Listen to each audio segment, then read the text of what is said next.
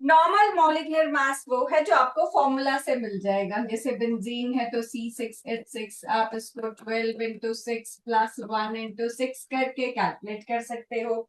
Observed molar mass है जो आप फॉर्मूलाज जो हमने कॉलिगेटिव प्रॉपर्टीज के पढ़े हैं उनमें से मोलर मास जब आप निकालोगे उसको हम ऑब्जर्व्ड मोलर मास बोलेंगे, ठीक है। देन ऑब्जर्व्ड कॉलिगेटिव प्रॉपर्टी और upon calculated colligative property. Observed colligative property की जो वैल्यू है वो आपको क्वेश्चन में गिवन होगी, और कैलकुलेटेड प्रॉपर्टी की आपको कॉलिगेटिव फॉर्मूला से कैलकुलेट करनी होगी, delta T F delta T भी जिस भी फॉर्म में क्वेश्चन को पुट किया है। और third formula, this is total number of moles of particles after dissociation, और एसोसिएशन वो डिपेंड करेगा आपका जो सोल्यूट है वो एसोसिएट कर रहा है या डिसोसिएट कर रहा है।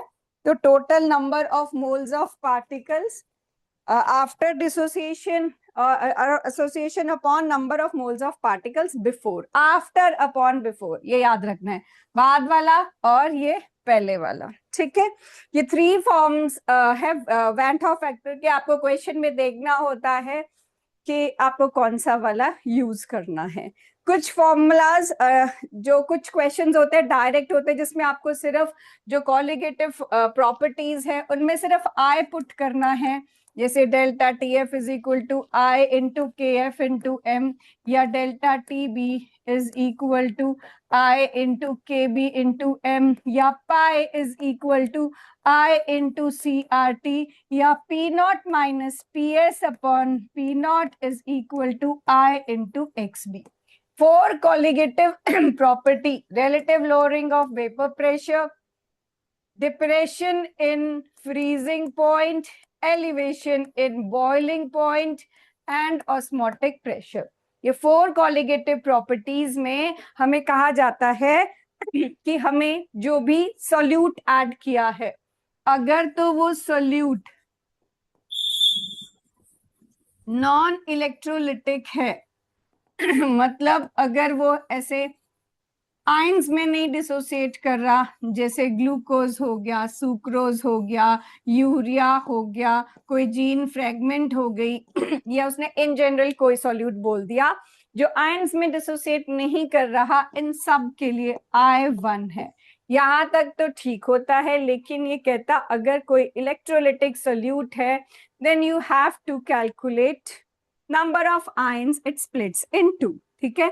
तो उसके लिए I हम कैलकुलेट करते हैं, जैसे अगर आपके पास इस तरह के इलेक्ट्रोलिटिक सोल्यूट हैं और आप उसको सॉल्यूशन में पुट करते हो तो ये डिसोसिएट होके 2 ions, 3 ions, 4 ions and 5 ions में स्प्लिट हो जाएगा। 1 Na 1 Cl, 1 Mg2 positive 2 Cl negative ion, 1 Al3 positive 3 Cl negative ion, 4 potassium ions and 1 complex ion, ठीक है।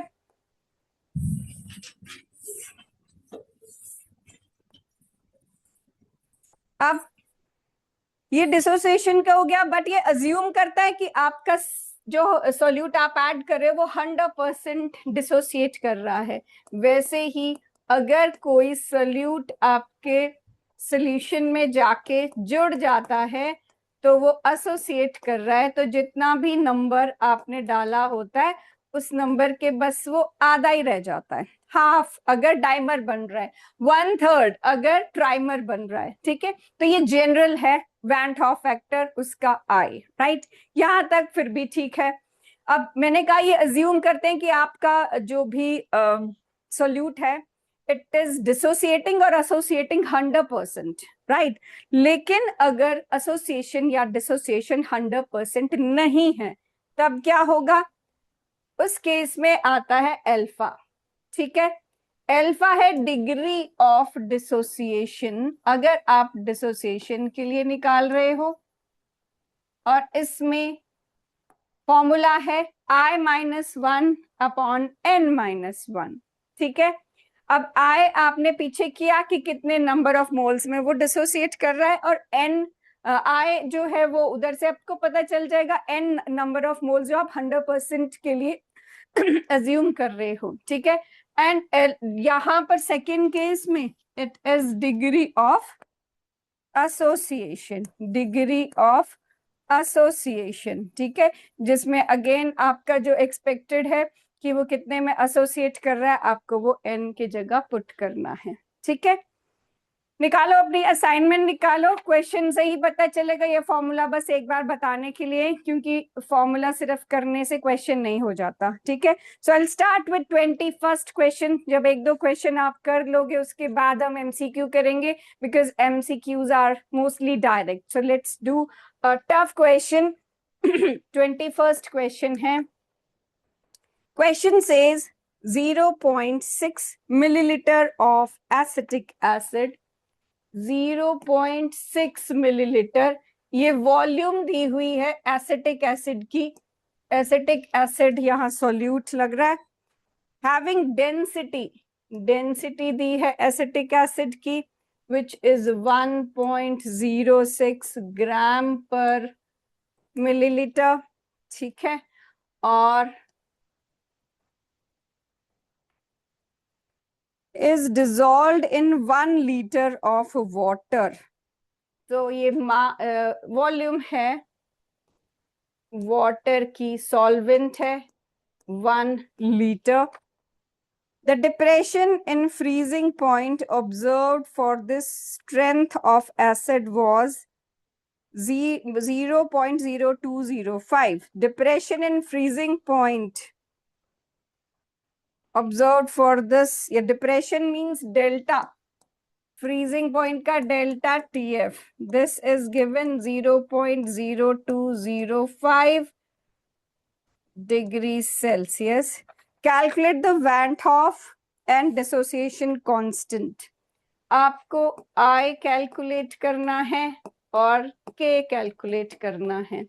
आपका सल्यूट है acetic acid, this is CH3COOH, this gives you acetate ion and H positive ion। ठीक है, okay. अब I के लिए, क्योंकि डेल्टा TF है हमारे पास, तो पहले तो मैं क्या करूं, delta TF is equal to I into KF into M। यहां से अगर मुझे I मिल जाएगा, ठीक है, और मेरे पास दूसरा काम Ka का है, Ka dissociation constant of acid होता है। उसके लिए अगर आप ऊपर वाला एक्सप्रेशन देखो तो हमने पिछली बार क्या था कि इनिशियली तो आप ये करोगे, मतलब बिफोर वाला, बिफोर में इनिशियली सी लोगे तो ये 0 0 होगा। ठीक है, जब इसमें डिसोसिएशन हो जाएगी तो ये बचेगा C minus C alpha, C alpha, C alpha. ठीक है, Ka होता है कंसंट्रेशन ऑफ प्रोडक्ट की आयंस अपॉन रिएक्टेंट की आयंस। प्रोडक्ट्स में है आपके पास सी अल्फा और रिएक्टेंट है C into 1 minus alpha. C cut जाएगा, C alpha square upon 1 minus alpha आ जाएगा। तो उसमें भी नीचे वाले अल्फा को इग्नोर कर दो तो ये Ka is equal to C alpha square आ जाता है। लेकिन I तो ठीक है, Ka भी ठीक है, अल्फा भी तो निकालना पड़ेगा। अब अल्फा डिसोसिएशन के लिए मैंने पीछे फॉर्मूला लिखा था, ये I minus 1 upon N minus 1। ठीक है, तो मतलब अल्फा भी निकालना पड़ेगा इसके लिए, और वो है I minus 1 upon N minus 1। ठीक है, तो आप इसके लिए प्रोसीड कैसे करोगे, सबसे पहले आप कोशिश करो delta TF is equal to I into KF into M। इसके लिए जो भी इंफॉर्मेशन आपके पास है, पहले यहां से आप I निकाल लो, I निकल जाएगा, उसको इधर पुट करके अल्फा निकाल लो, अल्फा निकल जाएगा तो उसको, ये जो कंसंट्रेशन निकाली होगी ना यहाँ मोलालिटी, वही मोलालिटी ये कंसंट्रेशन है। ठीक है, ये जो मोलालिटी है, मोलालिटी निकालोगे इस इंफॉर्मेशन से, वही आपकी सी होगी और उससे आप के निकाल लोगे। तो ये सिर्फ मैंने बताया कि कैसे करना है, अभी करना पूरा आपको ही है। ठीक है, सो पहले हमें उसने बोला है आई निकालना है, तो हमने colligative property delta T F, क्योंकि उसके इंफॉर्मेशन दी है, तो वी अज्यूम कि हम उससे कर लेते हैं delta T F is equal to I into K F into M. Obviously K F आपको या गिवन होगा या याद करना होगा, एम आपको इस इंफॉर्मेशन से मिल जाएगा। ठीक है, आई निकालने के बाद डिसोसिएशन हो रही है क्योंकि, तो आप इस फॉर्मूला से अल्फा निकाल लेंगे, और अल्फा निकालने के बाद K A is equal to C alpha square से आप के निकाल लेंगे। करो जरा ट्राई, कहाँ तक करते हो, फटाफट करो।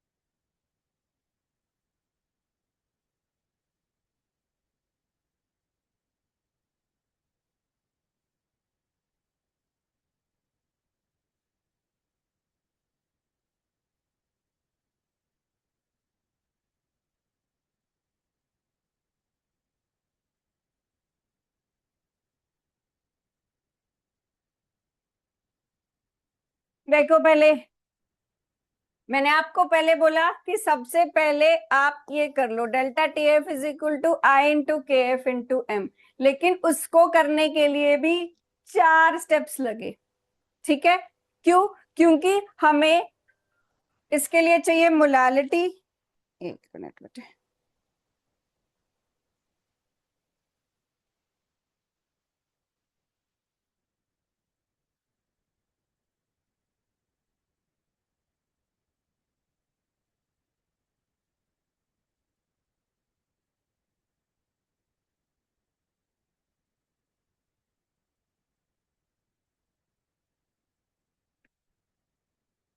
इसके लिए चाहिए हमें मोलालिटी। ठीक है, मोलालिटी होती है number of moles upon mass of solvent. ठीक है, नंबर ऑफ मोल्स है मास अपॉन मोलर मास। मास है 0.636, मोलर मास है 60। मास कैसे निकाला? या हमें दिए वॉल्यूम और हमें दिए डेंसिटी। ठीक है, तो मास ऑफ सोल्यूट, ये दोनों सोल्यूट की वॉल्यूम और डेंसिटी है। तो mass of solute volume into density किया पहले, ये मास ऑफ सोल्यूट आया। नंबर ऑफ मोल्स निकालने के लिए मास अपॉन मोलर मास किया, ये मास है और ये मोलर मास है। ये आ गया आपके पास नंबर ऑफ मोल्स। मोलालिटी के लिए number of moles upon mass of solvent किया। मास ऑफ सॉल्वेंट है हमारे पास 1 kg, 1 लीटर को डेंसिटी 1 से मल्टीप्लाई करके फिर हमारे पास मोलालिटी आई, जो कि नंबर ऑफ मोल्स के इक्वल ही है क्योंकि मास ऑफ सॉल्वेंट 1 kg है, पर फिर भी ठीक है। और उसके बाद इसको हमने यहाँ पुट किया और के एफ की वैल्यू 1.86 होती है। डेल्टा टी एफ की वैल्यू क्वेश्चन में गिवन है, यहां से हम आई कैलकुलेट करते हैं। करो, पहले यहां तक करो।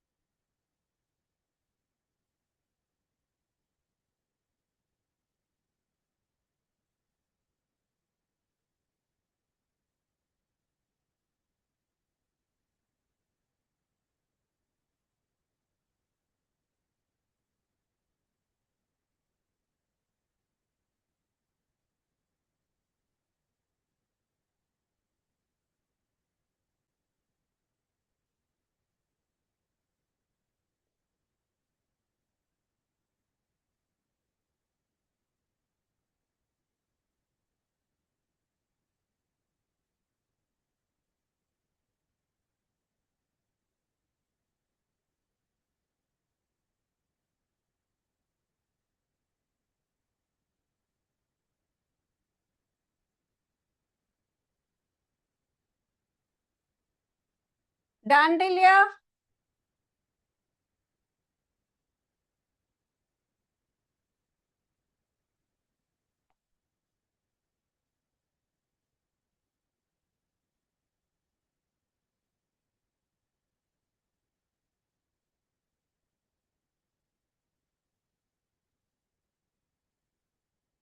ओके, आई कर लिया कैलकुलेट, तो उसके बाद अल्फा के लिए करो।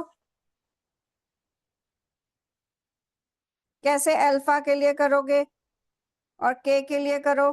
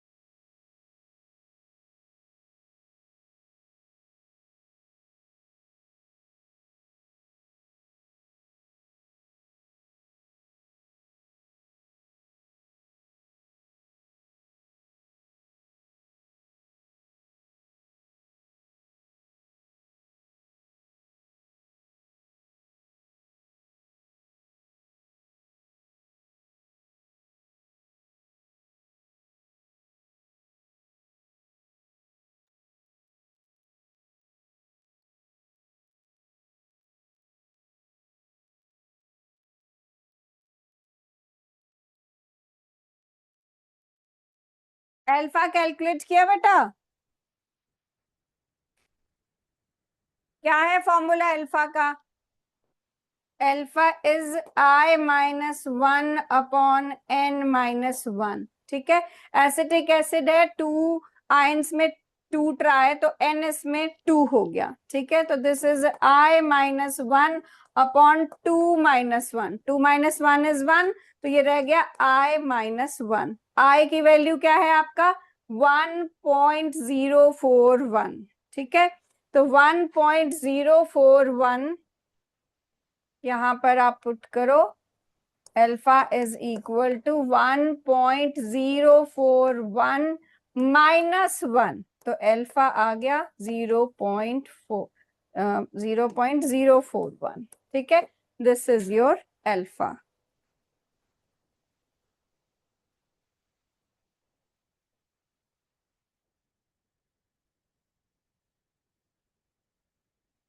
अब अल्फा के बाद डिसोसिएशन कांस्टेंट आपको कैलकुलेट करना है। यहां तक समझ आया? किसी को भी कोई प्रॉब्लम है यहां तक? अभी पूछ लो। पहले हमने आई कैलकुलेट किया है, delta T F is equal to I into K F into M करके। फिर आई कैलकुलेट करने के बाद हमने अल्फा का फॉर्मूला लगाया है और अल्फा कैलकुलेट किया है। अब ये हो गया, ये हो गया। अब रहा के लिए क्या है? This is just see into alpha square. Concentration कितनी है आपकी? 0.0106, 0.0106।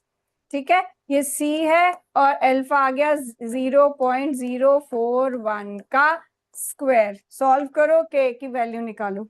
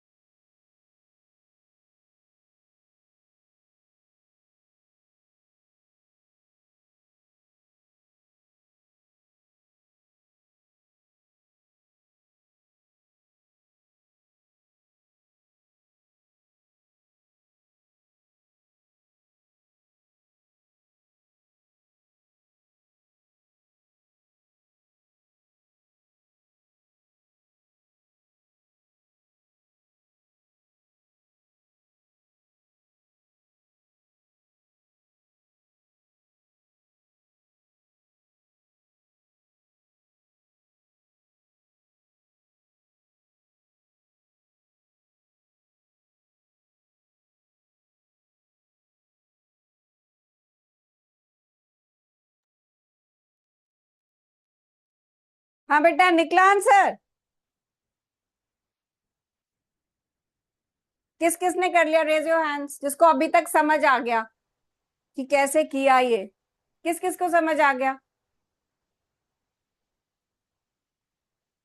किसको नहीं आया वो बताओ, फिर मैं रिपीट करूं। किसको नहीं आया समझ? देखो ये क्वेश्चन पक्का आना है, तो ऐसे ही मत वो करना। बताओ किस किस को नहीं पता चला? अगला क्वेश्चन खुद करना पड़ेगा फिर। सबको पता लग गया कैसे करना है? बोलो। नहीं पता चला? ओके, ठीक है। देखो, पहले तो क्वेश्चन को ध्यान से पढ़ो। ठीक है, क्वेश्चन में क्या दिया है? उसने बोला है 0.6 ml of acetic acid having density this is dissolved in 1 litre of water. ठीक है, अब मतलब एसिटिक एसिड को पानी में डिसॉल्व किया हुआ है। ठीक है, तो एसिटिक एसिड सॉल्यूट हुआ, पानी सॉल्वेंट हुआ। अब एसिटिक एसिड की हमें वॉल्यूम दी है, क्योंकि यूनिट्स देखो, मिलीलीटर में क्या होती है? वॉल्यूम होती है। और उसने डेंसिटी दी हुई है, वो उसने लिखा भी है कि ये डेंसिटी है। ठीक है, तो लेकिन जैसे हमने अगर कोई भी हमने जो फॉर्मूलाज किए हैं उसमें क्या यूज हुआ है? मोलालिटी यूज हुआ है। एक फॉर्मूला में मोलारिटी यूज हुआ है, एक में मोल फ्रैक्शन। तो हमें तो number of moles of solute चाहिए होते हैं सारे फॉर्मूला में। कॉलिगेटिव प्रॉपर्टी यही है कि number of moles of solute चाहिए होते हैं, ठीक है। तो number of moles of solute के लिए हमें चाहिए मास और मोलर मास, ठीक है। मास जो है वो मास में, इसको अब हमें मास में कन्वर्ट करना पड़ेगा। तो क्या होता है, density is equal to mass upon volume. आपने पहले ये फॉर्मूला पढ़ा होगा छोटी क्लास में, ठीक है। डेंसिटी इज इक्वल टू, क्या लिख दिया मैंने, मास अपॉन वॉल्यूम, ठीक है। तो आपको डेंसिटी दी है, वॉल्यूम दिया हुआ है, तो आप यहां से मास ऑफ सोल्यूट निकाल लोगे। क्यों निकालने की जरूरत है ये, क्योंकि मोलालिटी में हमें नंबर ऑफ मोल्स निकालने हैं, और number of moles mass upon molar mass होता है, ठीक है। तो हमने पहले मास ऑफ सोल्यूट निकाल लिया वॉल्यूम और डेंसिटी को मल्टीप्लाई करके, ठीक है। और नंबर ऑफ मोल्स होता है मास अपॉन मोलर मास। ये हो गया मास, ये हो गया मोलर मास। फिर मोलालिटी के फॉर्मूला में हमें नंबर ऑफ मोल्स को मास ऑफ सॉल्वेंट से डिवाइड करना है। नंबर ऑफ मोल्स ऊपर हमने कैलकुलेट कर लिए थे। अब मास ऑफ सॉल्वेंट, अब क्वेश्चन में हमें सॉल्वेंट की वॉल्यूम दी हुई है, ठीक है। तो हमें वॉल्यूम नहीं चाहिए, again same formula, density is equal to mass upon volume. हमें वॉल्यूम दी हुई है, पानी की डेंसिटी अप्रोक्सीमेटली 1 होती है, तो हम डेंसिटी इंटू वॉल्यूम से मास ऑफ सॉल्वेंट निकाल लेते हैं। तो 1 लीटर पानी का जो मास आएगा वो भी 1 kg आ जाएगा, ठीक है। फिर हमें डेल्टा टी एफ निकालना है, क्योंकि मैंने पहले ही आपको बोला था कि आई निकालने के लिए जो भी चीज आपको मेल्टिंग पॉइंट, बॉइलिंग पॉइंट, जो भी आपको दिया है एक वर्ड, उससे आपको सोचना है कि कौन सा फॉर्मूला लगेगा। तो क्योंकि यहाँ पर डेल्टा टी एफ की वैल्यू दी हुई थी, तो डेल्टा टी एफ वाला फॉर्मूला लगेगा। तो delta T F is equal to I into K F into M, ठीक है। के एफ की वैल्यू नहीं दी हुई है, तो वाटर के लिए आपको याद रखनी है, डेल्टा टी एफ के गिवन है, और मोलालिटी आपने निकाल ली, ठीक है। इसको इसमें पुट करके आई कैलकुलेट किया है, वैंट ऑफ फैक्टर कैलकुलेट किया है, ठीक है। आई आ गया, लेकिन साथ में इसने डिसोसिएशन कांस्टेंट भी पूछा है। डिसोसिएशन कांस्टेंट के लिए वो डिसोसिएशन वाली इक्वेशन, एसिटिक एसिड वाली, जो आपने इक्विलिब्रियम चैप्टर में भी की थी, वो आपको लगानी पड़ती है, ठीक है। और वो आपको इसमें डिसोसिएशन कांस्टेंट के इसमें सी अल्फा स्क्वायर आता है सॉल्व करके। इसको आप शॉर्ट में याद भी रख सकते हो। एसिटिक एसिड बहुत कॉमनली पूछा जाता है, तो उसके लिए आपको बनाना भी सीखना है और याद भी रख लेनी है, ठीक है, कि सी अल्फा स्क्वायर आता है। अब सी इसमें कंसंट्रेशन है, जो मोलालिटी ही है। मोलालिटी और कंसंट्रेशन एक ही चीज हो गई, तो उस मोलालिटी को पुट किया है। और अल्फा निकालने के लिए मैंने आपको 2 फॉर्मूलाज बताए थे अल्फा के लिए, कि जब आपके पास आई गिवन हो तो अल्फा डिसोसिएशन के लिए I-1 अपॉन N-1 होता है, ठीक है। जिसमें N क्या है, कि वो कितने नंबर ऑफ मोल्स में टूट रहा है, कितने नंबर ऑफ मोल्स में डिसोसिएट कर रहा है। तो जैसे इस क्वेश्चन में आपने एसिटिक एसिड लिया है, वो 2 नंबर ऑफ मोल्स में डिसोसिएट कर रहा है, ठीक है। तो वहां से आप इसका एन पुट कर दोगे, और आई की वैल्यू क्वेश्चन में आपके पास आ चुकी है, delta T F is equal to I into K F into M से, ठीक है। तो यहां से आप आई पुट करते हो, यहां आपको ये पता है, तो इससे आपको अल्फा की वैल्यू मिल जाती है, ठीक है। और उसके बाद बस आपको उसमें पुट करके सॉल्व करना है। करो, 22nd क्वेश्चन ट्राई करो जरा।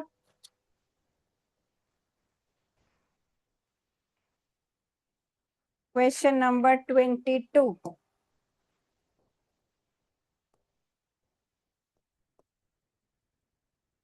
खुद थोड़ा सा ट्राई करो।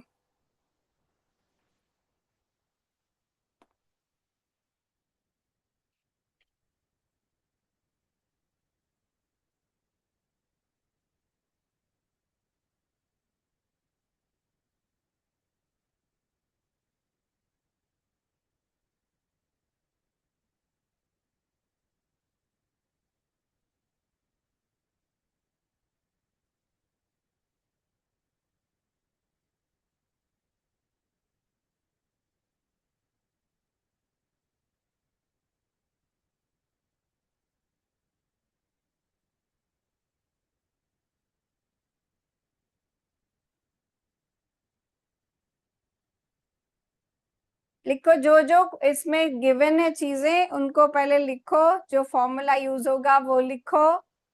पहले पूरा अपने माइंड में सीक्वेंस बना लो कि क्या क्या पूछा है तो मुझे कैसे कैसे करना है।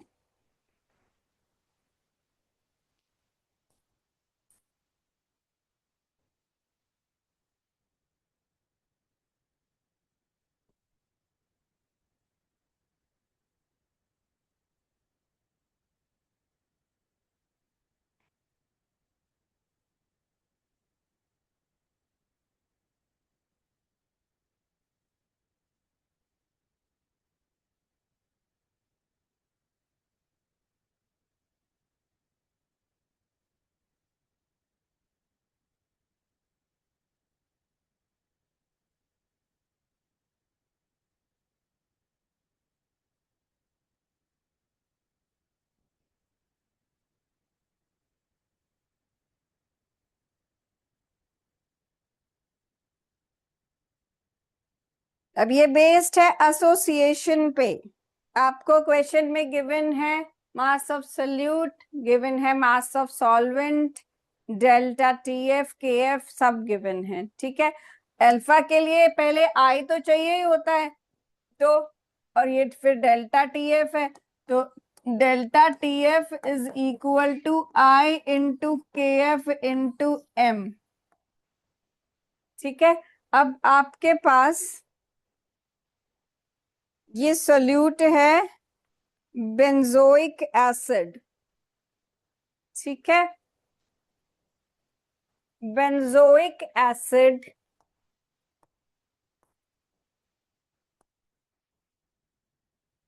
आपका सोल्यूट है। अब इसमें देखो आई निकालने के लिए आपके पास ये डेल्टा टी एफ की वैल्यू गिवन है एक, ठीक है। आप बेंजोइक एसिड क्या होता है, बेंजीन और फिर COOH, ठीक है। यहाँ पर C6H5 आ जाएगा, C6H5 और फिर COOH। इससे आप बेंजोइक एसिड का मोलर मास निकाल सकते हो, ठीक है। और एक मोलर मास आप इससे निकाल सकते हो, यहाँ मोलालिटी वाला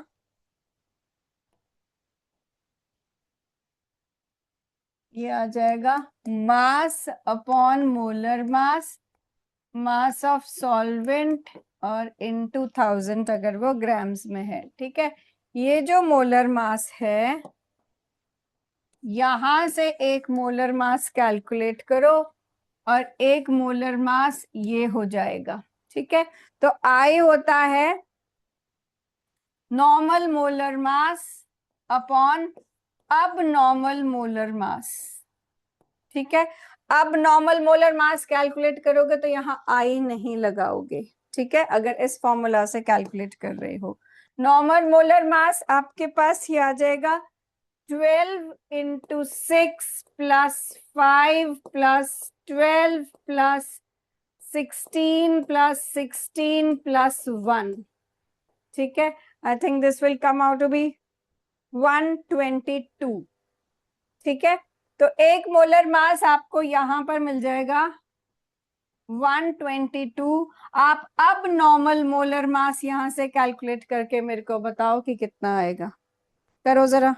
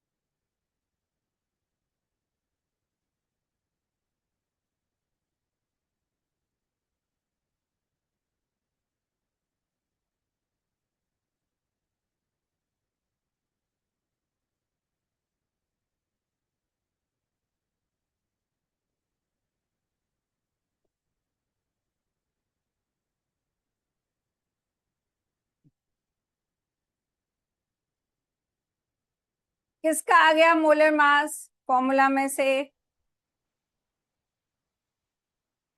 बोलो।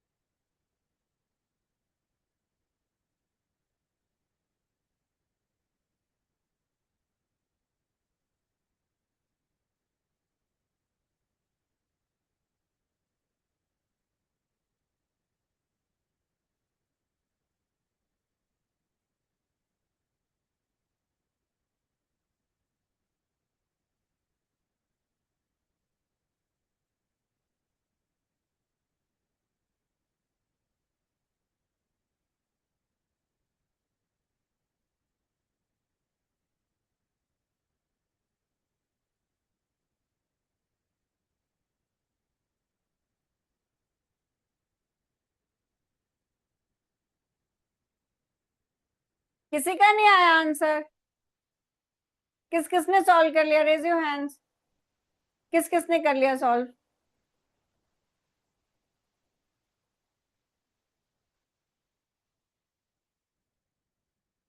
अब सॉल्व तो आप ही को करना पड़ेगा बेटा, मैं तो पुट करना बता सकती हूँ।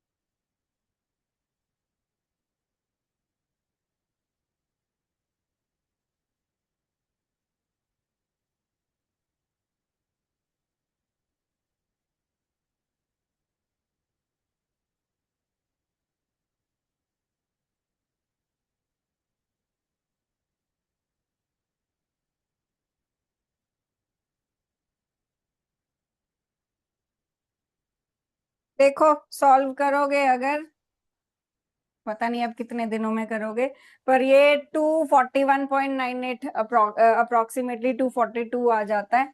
तो आई आपका यहाँ पर 0.0508 आ जाएगा।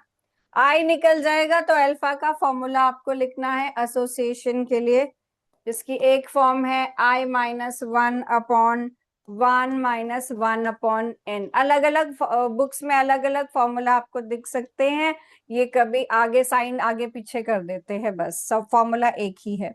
तो इसमें आई की वैल्यू है आपकी 0.508, तो ये 1 - 0.508 अपॉन 1 - n की वैल्यू है आपकी हाफ। ठीक है, n2 उसका वो रहेगा, तो ये बन जाएगा आपके पास सॉल्व करके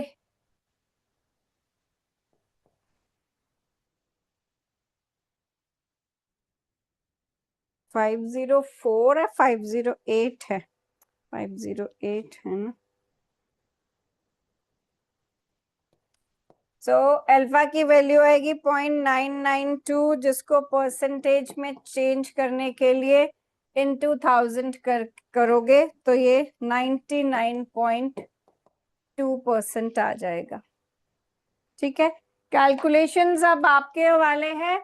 बस यहाँ पर आपको ये ध्यान रखना है कि जो चीज क्वेश्चन में गिवन है उसको कैसे यूज करना है और क्या पूछा हुआ है उन्होंने। ठीक है, जो भी चीज का दिया है आपको एक फॉर्मूला उसके ऊपर बेस्ड होगा। एक फॉर्मूला आपको आई का लगाना है, ताकि आप कोई मोलर मास वाला या कॉलिगेटिव प्रॉपर्टी जिसका भी आपके पास इंफॉर्मेशन है आई निकालोगे, और उसके बाद एसोसिएशन है या डिसोसिएशन है उसके अकॉर्डिंग उसका फॉर्मूला पुट करके अल्फा की वैल्यू निकालोगे। ठीक है, अल्फा के लिए ये जो दो फॉर्मूलाज हैं ये आपने याद कर लेने हैं। ठीक है, ये दोनों, ये डिसोसिएशन के लिए और ये एसोसिएशन के लिए। पहले वाले क्वेश्चंस निकालो। वेंट ऑफ पे जो एमसीक्यू है निकालो जरा, लो 5 मिनट करने का इनका, ये तो कैलकुलेशन नहीं है, देखो कर पाते हो?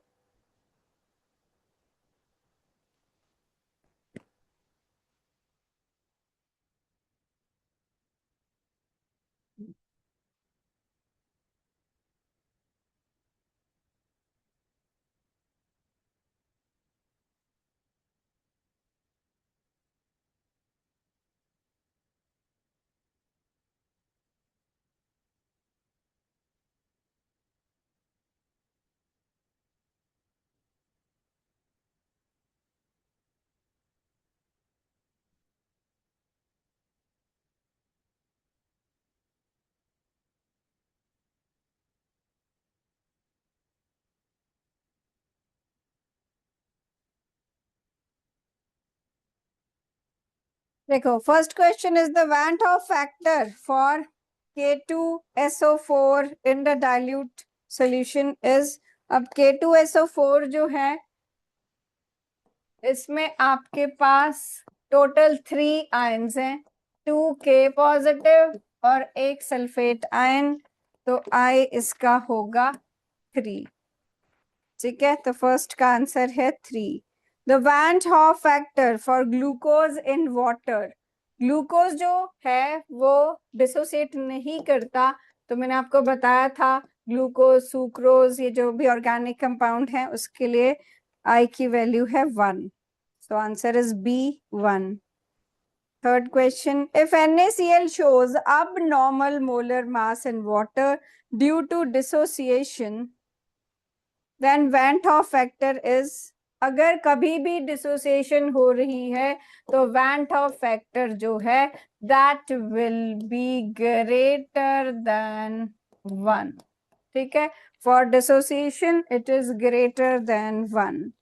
The depression in freezing point of a solution is greater than expected because depression in freezing point, that is delta TF, for a solution is greater than expected कि ये ज्यादा कब होता है? जब आपका सॉल्यूट जो है वो डिसोसिएट करता है। जब I की वैल्यू बढ़ेगी, डिसोसिएशन पे I बढ़ेगी, तो delta TF is equal to I into KF into M। I की वैल्यू बढ़ेगी तो डेल्टा TF की वैल्यू भी बढ़ेगी, क्योंकि ये डायरेक्टली प्रोपोर्शनल है। Then is fifth question, for acetic acid in benzene went of factor is likely to be। हाँ जी बताओ जरा, किसको आता है answer? Raise your hand.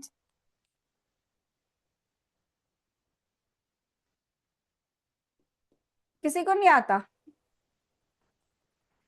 Okay, acetic acid को जब आप बेंजीन में पुट करते हो इट एसोसिएट्स, नहीं आता है तो लर्न तो कर सकते हो, it associates and it's value is less than 1। ठीक है, एसिटिक एसिड ऑर्गेनिक सॉल्वेंट में it undergo association. Sixth question,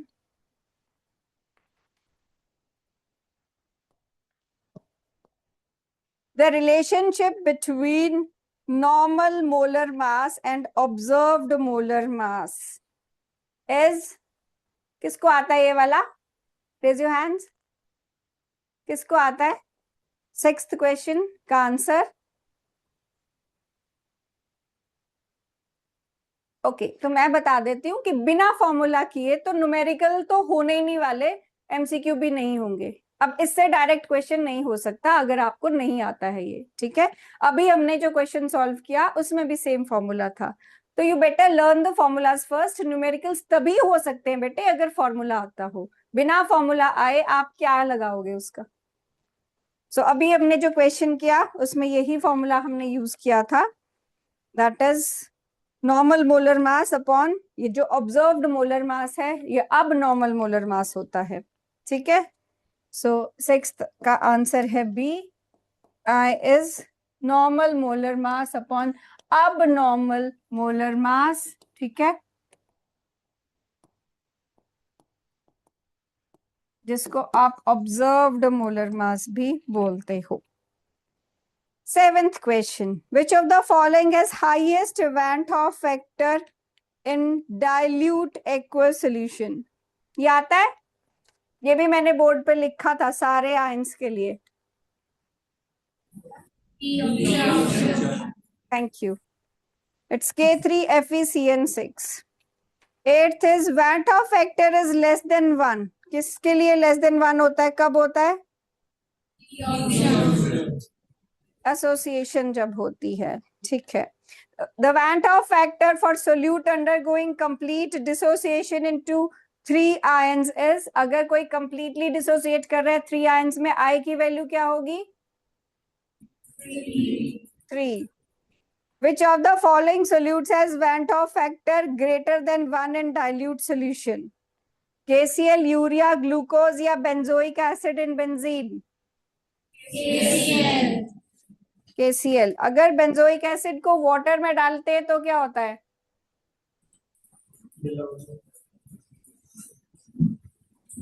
तो वो डिसोसिएट करेगा, ठीक है, लेकिन बेंजीन में डालेंगे तो वो एसोसिएट करेगा। ये याद रखना, ये क्वेश्चन में यूज होता है। If Na2SO4 dissociates completely in water, the expected Van't Hoff factor is 3. 3 ions बनेंगी, 2 सोडियम की, 1 सल्फेट की। 12th question, the depression in freezing point of 0.1 molar acetic acid is less than 0.1 molar HCl solution because acetic acid क्या है? Strong, weak. It is a weak acid और उसकी partial dissociation होती है और उसका I की वैल्यू लेस होती है। Van't Hoff factor for BaCl2 completely dissociated in dilute solution is 3. ठीक है। The observed molar mass of acetic acid in benzene, देखो कितनी बार आया है ये चीज, is 120 ग्राम पर मोल। The Van't Hoff factor is, क्या आएगा Van't Hoff factor?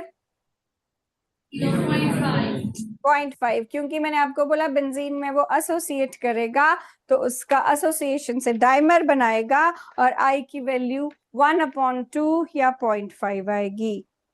If alpha is degree of dissociation of Na2SO4, the Van't Hoff factor is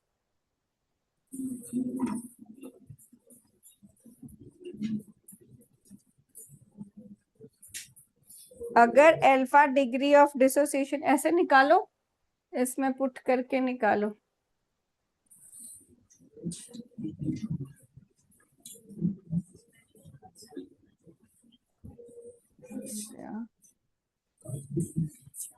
Yes, this one.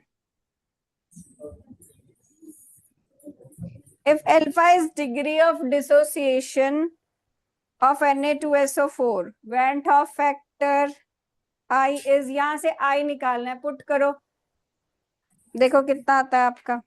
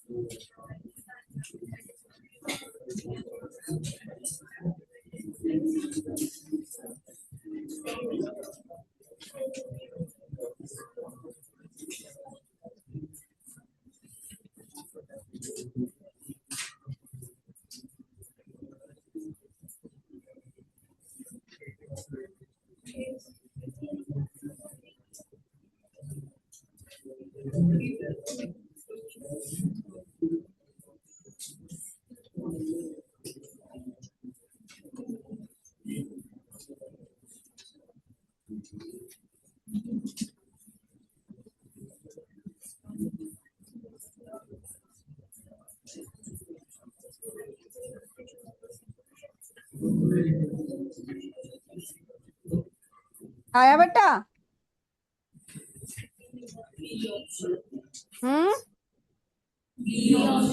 B option. I is equal to 1 plus n minus 1 into alpha, 3 minus 1 alpha, 1 plus 2 alpha. ठीक है, it is B option, 1 plus 2 alpha. Next, abnormal molar mass is observed when solute undergoes either association or dissociation. ठीक है, Van't Hoff factor for a 0.1 molar solution of K2SO4, degree of dissociation is 0.9. I निकालो. 0.1 molar solution K2SO4 का degree of dissociation 0.9 है.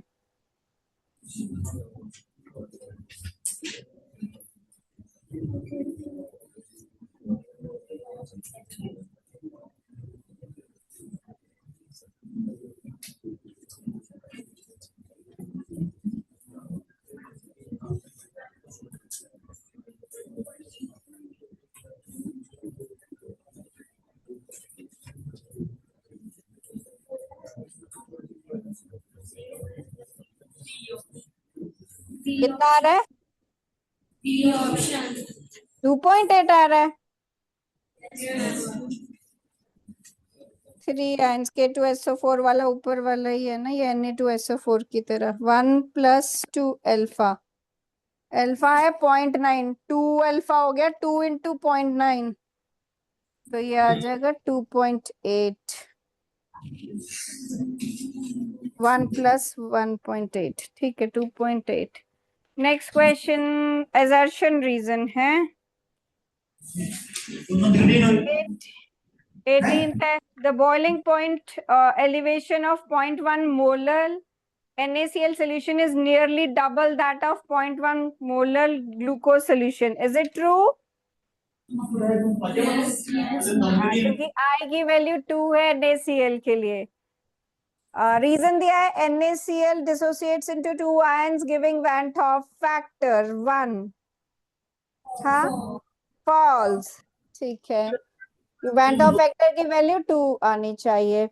Next is for NaCl experimental molar mass is lower than expected. Is it true?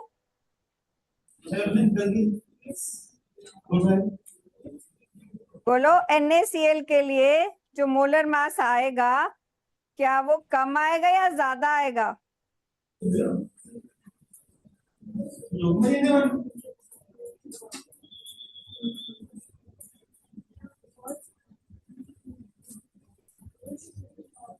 बोलो.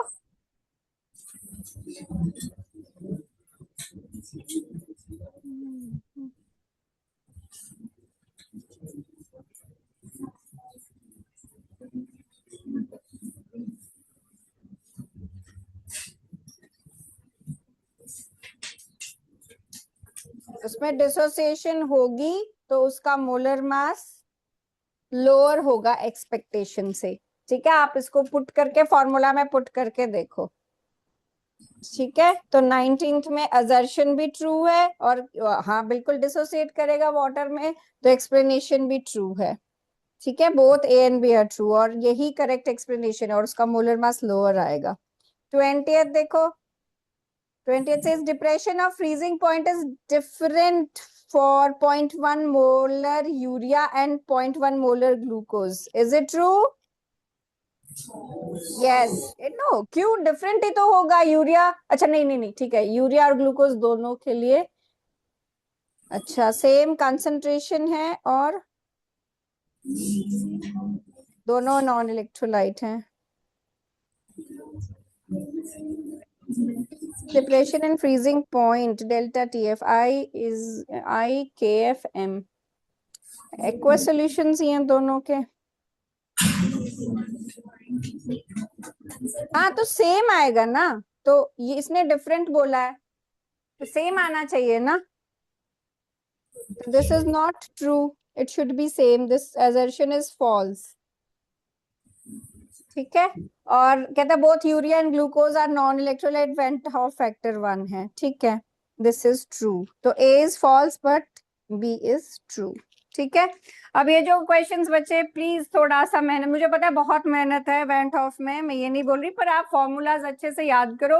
जो चीज पूछी है पहले उस पर फोकस करो कि उसके लिए हमारे पास क्वेश्चन में क्या क्या जो अवेलेबल है वैल्यूज, उनको पुट करो। और जितना प्रैक्टिस करोगे उतना ही आ सकता है। ठीक है, ऐसे बिना प्रैक्टिस किए नहीं आएगा। कोई डाउट इनमें से और कुछ पूछना है? ठीक है, चलो फिर bye, take care, have a nice day.